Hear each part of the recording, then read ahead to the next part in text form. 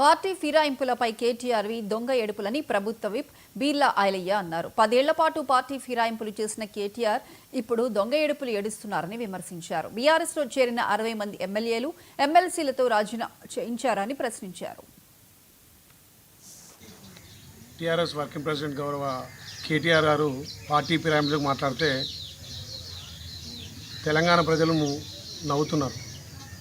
100 ఎలుకలు తిన్న పిల్లి తీర్థయాత్ర పోయినట్టుగా పార్టీ ఫిరాయింపుల గురించి ఇలా కేటీఆర్ మాట్లాడుతుండు.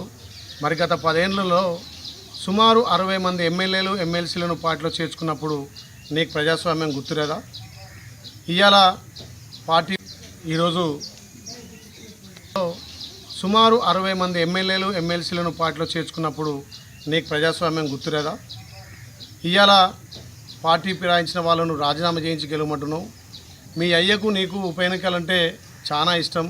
ప్రజల సంపద కొల్లగొట్టాలనే లక్ష్యంతో మీరు ఉప ఎన్నికలకు పోతారు తప్ప ఏనాడు కూడా ప్రజల పట్ల కానీ ప్రజాస్వామ్యం పట్ల మీకు చిత్తశుద్ధి లేదు. ఫిరాయింపుల గురించి మాట్లాడితే కేటీఆర్కు సిగ్గు శరం లేకుండా ఇలా ప్రజాస్వామ్యాన్ని కూని చేసే విధంగా మాట్లాడుతున్నాడు.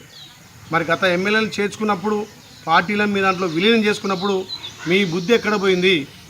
ఇవాళ మీ వక్ర బుద్ధిని మా మీద చూపించడానికి 10 మంది ఎమ్మెల్యేలు రాజీనామా చేయమంటున్నావు.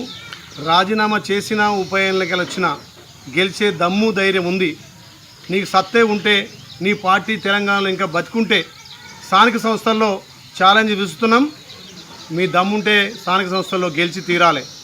ఎప్పుడు ఎలక్షన్లు వచ్చినా తెలంగాణలో ప్రజాపాలనకు పట్టం కట్టిరు. ఇప్పుడు కూడా ప్రజాపాలన వెంబడే ప్రజలు ఉన్నారు.